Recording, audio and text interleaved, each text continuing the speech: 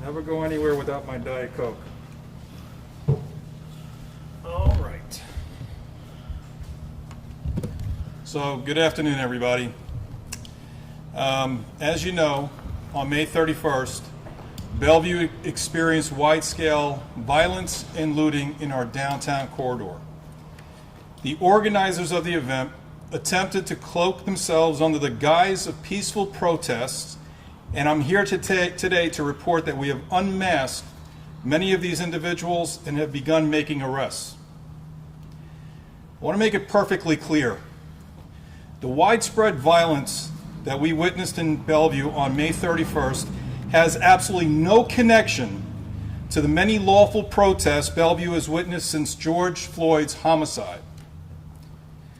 We all should be repulsed that any individual or group would exploit a tragic event like Mr. Floyd's death to engage in violent criminal activities like we witnessed in Bellevue on May 31st.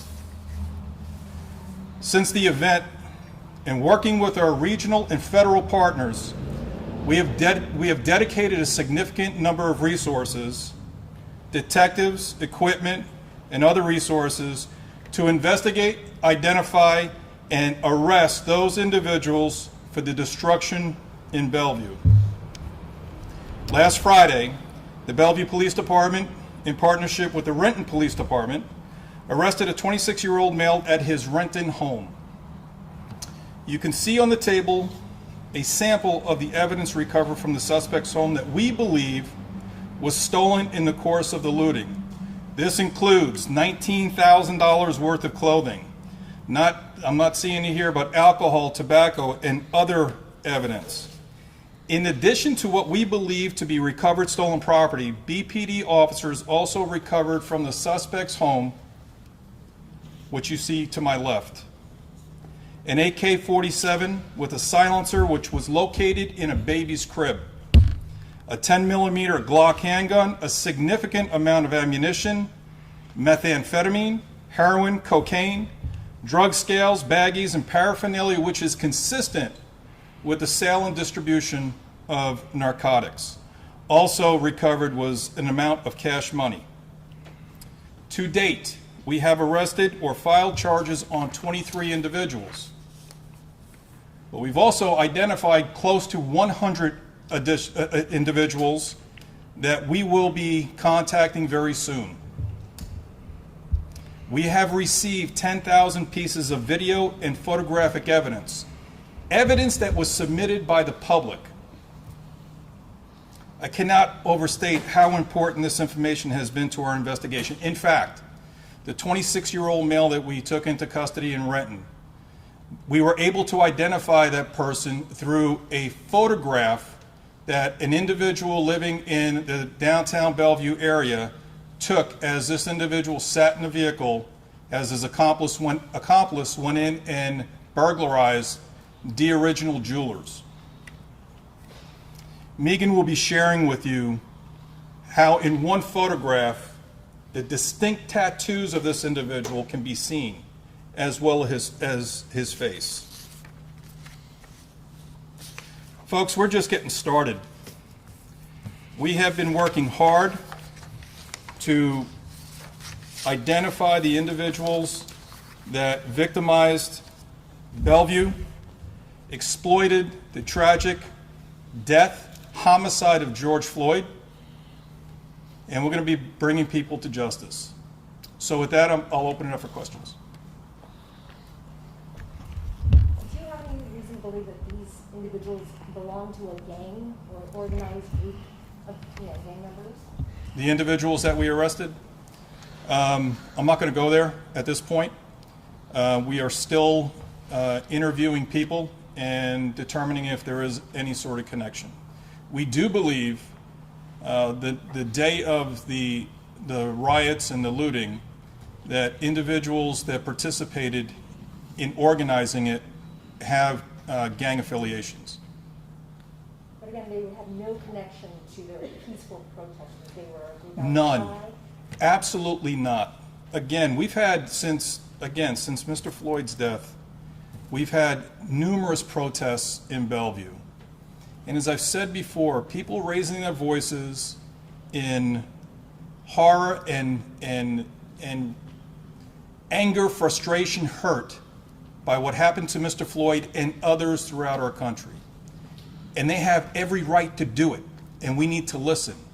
But the stuff that happens under the guise of the protest and these individuals cloaking themselves is disgusting, because we should be focusing in on that and not on the destruction that occurred during the protests. Would you say it was a well-organized effort, though, that they had the plan and maybe they were going to do that it was obviously... There was a well-organized plan, yes.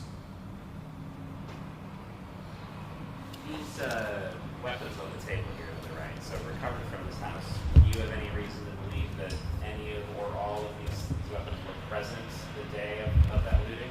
I don't have information related to that, but we do know that many individuals that were committing the violence in Bellevue, shouldn't say many, some were armed. We know that to be true. Gotcha. But you don't know that that AK there was present? I don't have that information right now. Have you been able to trace these weapons to any other major crimes? Can't go there. I can't go there. I can't comment on that. There are open investigations in our region that I can't comment on that right now. The person arrested in Renton, do you have reason to believe they had a planning role or just a participation role in this looting? I don't know. I don't know. Can you comment on if you had information early on that these looters were coming, that this was going to happen? So we had, when Mayor Durkin initiated the curfew ordinance in Seattle, we started seeing some chatter on social media that basically the quote was, Bellevue doesn't have a curfew, and then they made some, used some expletives to describe how we can build it back really quick. From there, our intelligence officers were monitoring, and I don't want to get into the specifics of how they were able to determine that it was becoming more organized. But as Captain Meade from the State Patrol had commented, we were seeing that widespread throughout our region, the same chatter. And so there is a belief that some of this dialogue that was going on social media was actually a ruse by the organizers to pull resources out of Seattle and get us spread out. Again, we're learning from what happened here in Bellevue and throughout the region, so we can better position ourselves and prepare ourselves to overcome it and prevent it. There were a lot of people that broke in at multiple different points of entry. Is it your belief that the 26-year-old was probably the pivot point for all of that? Or No. do you think that there were freelancers as well? Yeah, so I think there was different levels. I think you had the people that were organizing this, and then I think you had opportunists that came into Bellevue and took advantage of the situation. And we're sorting through that, trying to identify who played what role. But there's a lot of people. You know, at the height of this, we're estimating the crowd between 1,000 and 2,000 people. So, and again, the violence and looting that we witnessed here in Bellevue, you know, we saw it throughout the region. We actually saw it throughout the country, but we're convinced that the same group that did it here did it elsewhere. And so we're working with our regional partners to identify as many as we possibly can. Chief, I was watching a YouTube video a couple minutes ago of you from, I think it was the 12th, talking about a perception that Bellevue PD allowed looting to occur. Could you address that, especially in light of what we're seeing today? That's a great question. Thank you for asking that question. So yes, there was a perception that we were allowing the looting to go on, and we prioritized our efforts that day. Number one priority was sanctity of life and not losing a single life. And if that is the definition of success or failure, I think we were successful because we didn't lose any lives. We also prioritized reducing the likelihood of significant injury. And there were some assaults, but no one, to my knowledge, suffered serious bodily injury. Then we also prioritize not losing any buildings to arson. Again, what we were seeing across the country and next door in Seattle. We didn't lose a single building. So we had a limited number of resources. We prioritized our purpose out there, and we are now in the position where people thought they got away with it.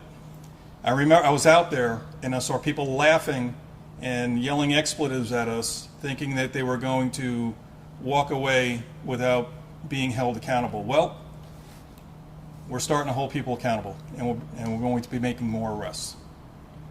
So you've arrested, what was the number again? We've arrested up to date 23, and we have an additional close to 100 people identified. And again, we're just getting started. This is going to be a long process. This is not something that's going to be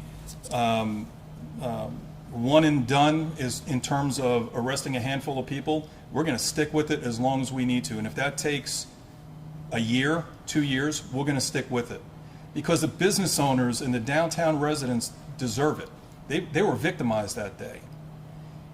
And again, I can't emphasize enough how repulsive it is that people would take and exploit the homicide of George Floyd to further their criminal intentions. It's wrong.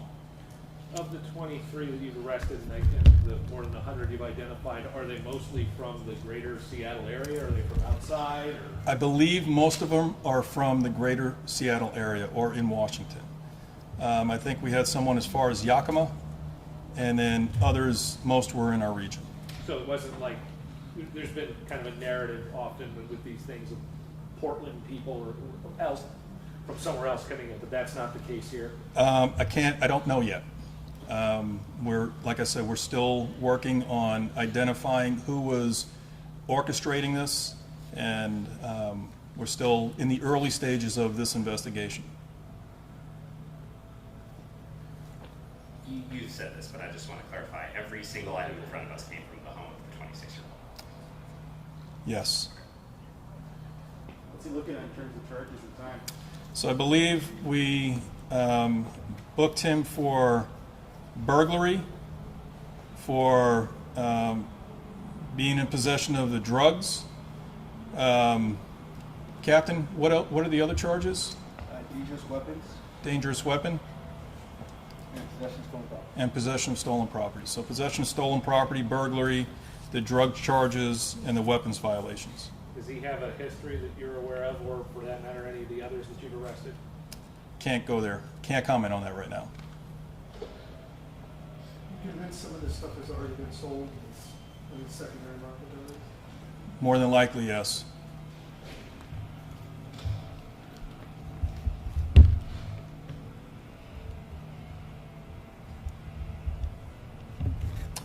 All right. Thank you very much, everybody.